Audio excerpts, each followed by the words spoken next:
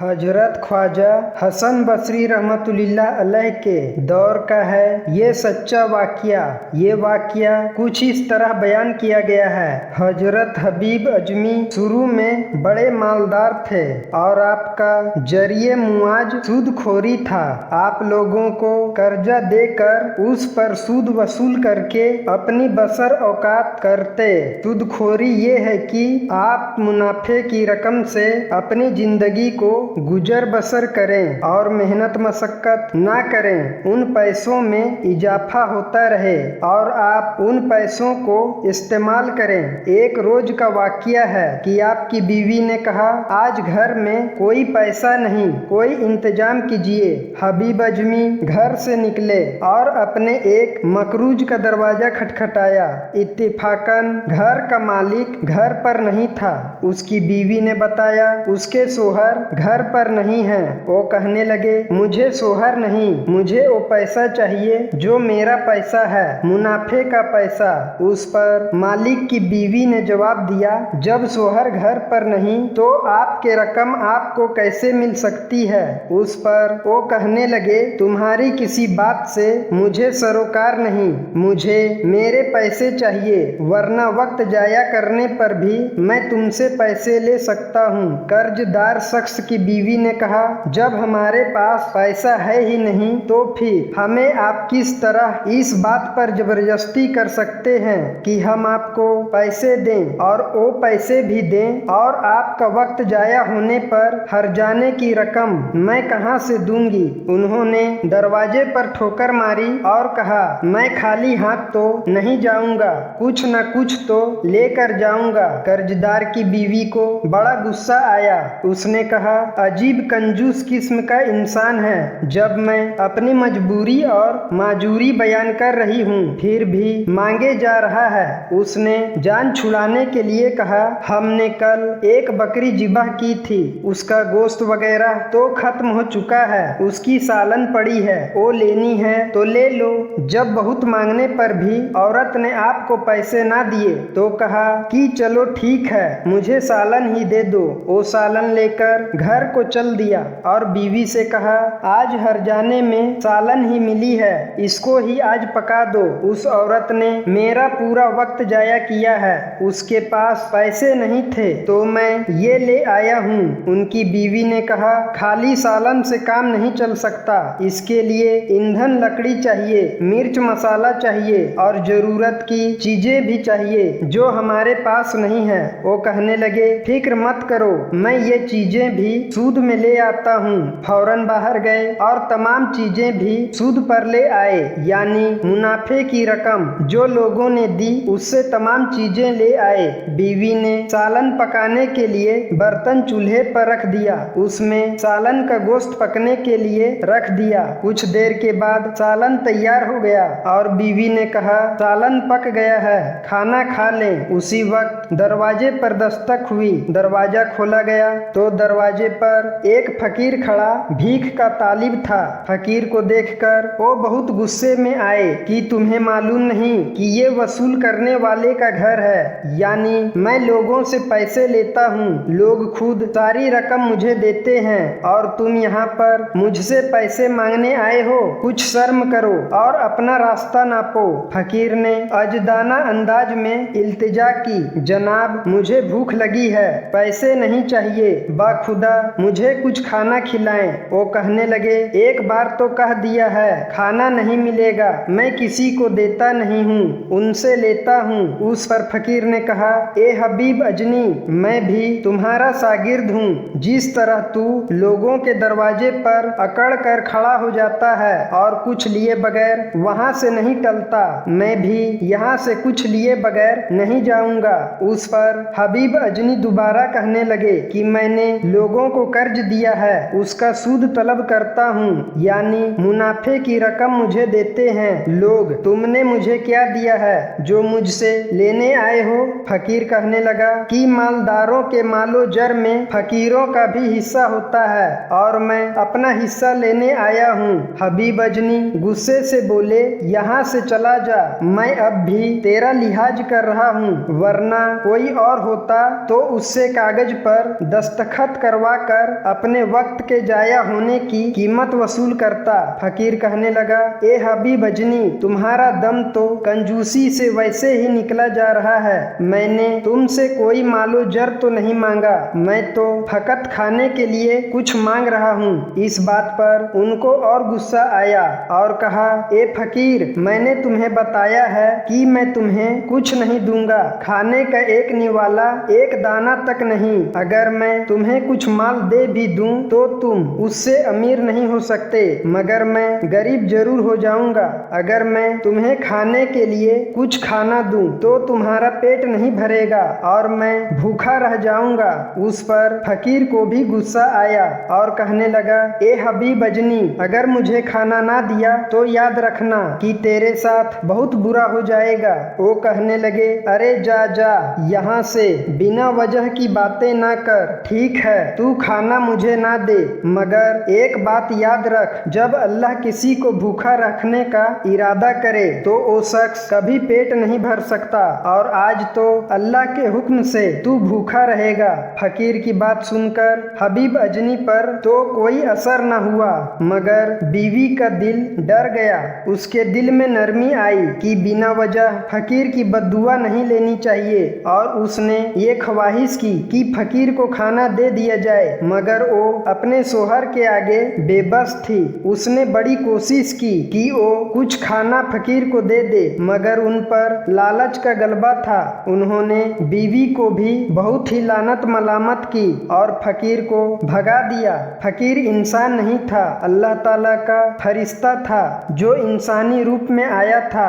उसने जब ये बद्दुआ दी कि अगर तू मुझे खाना नहीं देगा तो खुद भी नहीं खा सकेगा, उसके इस बात को झुठलाने के लिए वो दौलतमंद शख्स अपनी बीवी से कहने लगे, लाओ, मैं अभी उस फकीर को खाना खा कर दिखाता हूँ। बड़ा आया मुझे बद्दुआ देने वाला कि मैं खाना नहीं खा सकूंगा। अरे अभी सारा खाना चट कर जाऊंगा। बीवी ने हुक्म की तामील की। सालन निकालने के लिए जब देगची का ढक्कन उठाया तो हैरान रह गई। देगची सालन और शोरबे के बजाय खून से भरी हुई थी। उसने अपने सोहर को बुलाकर सारा मामला सुनाया और दिखाया। पहले तो सोहर ने सालन के रंगों के ऊपर गौर किया, और जब उनको इत्मीनान हो गया कि वाकई खून है तो अब हैरत और तशवीश हुई। अब बीवी को बोलने का मौका मिला। उसने कहा, तुमने हमेशा कंजूसी से काम लिया, अपने लालच हवस के लिए लोगों का खून चूसा।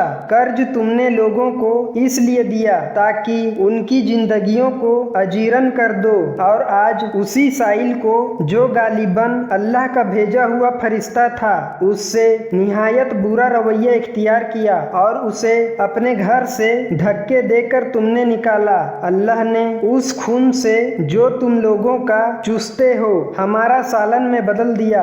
हबीब अजनी की हालत तो पहले ही परेशान कुन थी, ऊपर से बीवी की जली कुटी बातों ने जलती पर तेल का काम किया, और वो फकीर को ढूंढने के लिए भागे, मगर वो ना मालूम कहाँ गायब हो गया। इसी परेशानी में घर वापस आए तो बीवी ने कहा, अब मेरा एक मशवरा मान लो। पूछा, जल्दी बताओ, मैं बेकरार हूँ, ना मालूम मुझे कौन सी सजा मिलने वाली है। उस पर बीवी ने कहा, मेरी बात मानो तो जितना कर्जा तुमने लोगों को दिया है और उनसे वो पैसा तुम्हें लेना है, उनको माफ कर दो। तुम्हारी इस सखावत और बड़ेपन दरिया दिली की खबर सुनकर फकीर खुद ब खुद दौड़ा दौड़ा आएगा। वो कहने लगे, मगर मैं अपने सारी जिंदगी रुपए पैसे के बगैर किस तरह गुजारूंगा। उस पर बीवी ने जवाब दिया, ये कौन सी मुश्किल बात है, इतनी मुद्दत तुमने ऐश से जिंदगी बसर की है, अब बाकी जिंदगी में मेहनत मशक्कत करना,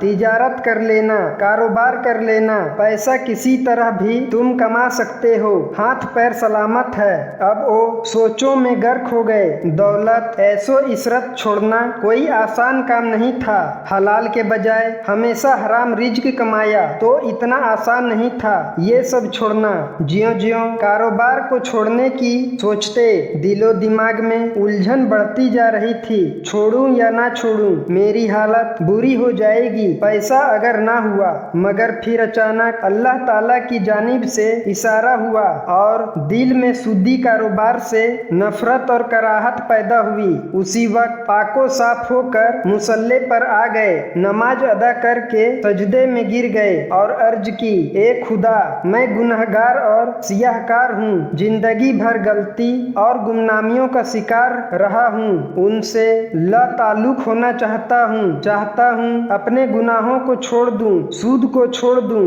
लोगों को माफ कर दूं, उनसे कर्ज ना लूं, मेरी मदद फरमा, क्योंकि मेरी अकल कमजोर है, लिहाजा मुझे अकल के हवाले करने के बजाय तू खुद मेरी दस्तगीरी और रहनुमाई फरमा। मैं तेरे साथ वादा करता हूँ कि मैं अपना हराम कारोबार खत्म कर दूंगा और अपने सारे कर्जे लोगों को माफ कर दूंगा। दुआ खत्म हुई। हबीब अजमी के दिलो दिमाग सुकून और इत्मीनान से पूरा हो गया।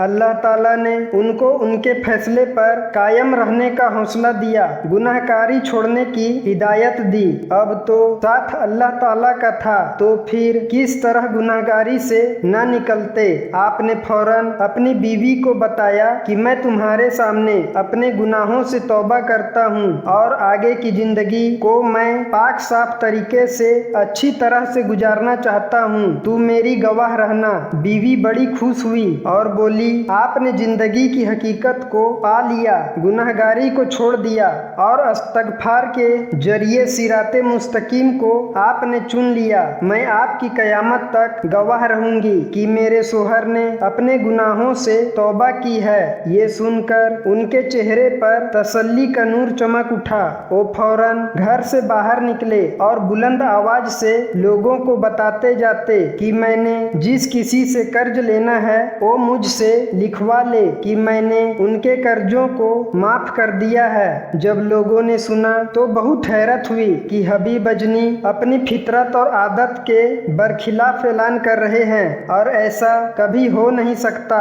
ये तो लोगों का खून निचोड़ते हैं और इस तरह आज ऐलान कर रहे हैं कि मैंने तमाम लोगों के कर्जों को माफ कर दिया है। लोग कहने लगे, ये खून निचोड़ने का नया तरीका है। गली के लड़कों ने आपको देखा तो एक दूसरे को खबरदार करने लगे, हबीब अजमी के करीब मत जाना, क्योंकि इसके करीब जाना जहन्नम की आग को छूने के बराबर है। ये बातें सुनकर हबीब अजमी को बड़ा दुख हुआ, मगर किसी को क्या कहते। ये सब उनकी अपनी बदअमलियत है, किसी पर क्या दोष दिया जाता। रोते रोते उस वक्त के वली ख्वाजा हसन बसरी रहमतुल्लाह अलैह की मस्जिद की तरफ चले। वहाँ पर आपके हाज बेहाल था, यानी आप जो चाह रहे थे कर्जों को माफ करना, गुनाहगारी से तौबा करना, वो सब आप कर चुके थे, ताइब हो चुके थे, लेकिन लोग आप पर यकीन नहीं कर रहे थे। जाहिर सी बात है, एक शख्स ने उम्र भर लोगों से कर्जा लिया हो,